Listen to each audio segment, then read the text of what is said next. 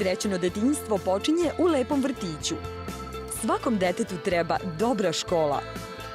Efikasno lečenje počinje u modernoj bolnici. Bezbedna vožnja počinje metrom dobrog puta. Mirna starost počinje plaćanjem poreza na zaradu. Izgradnja bogatijeg društva počinje borbom protiv sive ekonomije. Postupaj odgovorno radi ekonomskog zdravlja. Porez plati da ti se dobrim vrati. Da li ste primetili da ne prođe više od nekoliko nedelja, a da u novinama ne pročitamo da je poreska policija zaplenila džakove rezanog duvana, 1000 paklice cigareta ili više tona švercovane kafe?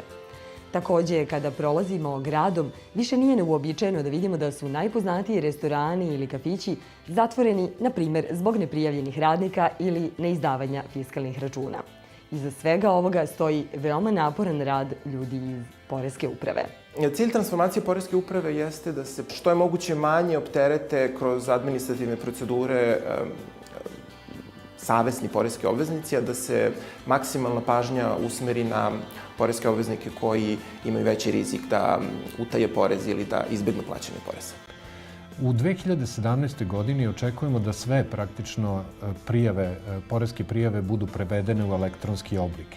I poreska uprava mora da pređe iz te neke papirne faze u elektronsku fazu poslovanja. Stoga formiran je sektor za transformaciju unutar poreske uprave. Sektor za transformaciju realizuje ono što je usvojeno na vladi Republike Srbije u cilju uspešne implementacije promena koji su pred nama. Recite mi, jeste zadovoljni radom poreske uprave? Pa, odlično sam zadovoljan. Znate, u tom celom sistemu, kad je u pitanju poreska materija, to je nešto posebno. Sve se radi u interesu čoveka, ali donošenjem takvih propisa onda se dođe u neku koliziju, pa se onda to u hodu ispravi. Da li redovno plaćate porez? Plaćam, Boga mi, svaki mesec plaćam. Redovno u minut. Pre nego što treba. Nije problem u ljudima koji su zaposleni u nama. Problem je što se mnogo i ubrzano menjaju propisi, a mi nemamo dobru logistiku da možemo da propratimo te promene.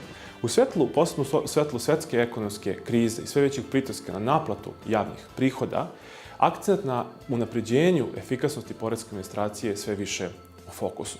S tim u vezi, trend je u mnogim poreskim administracija donošenje formalnih strateških planova razvoja koje obično obuhvataju period od 5 godina. Ukoliko pogledamo situaciju u najrazvijenijim poreskim administracijama, ovakvi strateški planovi se pre svega fokusiraju na praćenju i evaluaciji rada ovih institucija.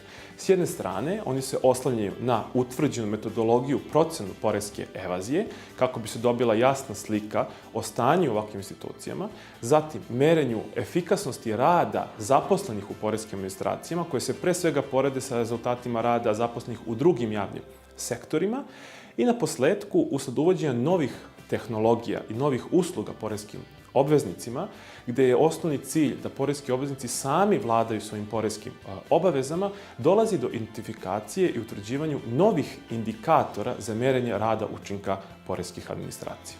Ono na čemu ćemo insistirati u programu transformacije jeste praktično formiranje nove organizacione jedinice za pružanje usluga poreskim obveznicima. I to je nešto što vidimo kao viziju razvoja poslovanja poreske uprave. Dakle, od jednog servisa koji je bio administrativno opredeljen i više onako zatrpan papirima, pretvaramo se u jednu modernu upravu koja će da bude servis svojim poreskim obveznicima. To je u interesu i države Srbije i budžeta Republike Srbije i poreske uprave kao organa u okviru Ministarstva finansija, ali i u interesu svih poreskih obveznika, jer dobit će jasan i čist način izmirivanja svojih poreskih obaveza, što će njima omogućiti redovno i bolje poslovanje.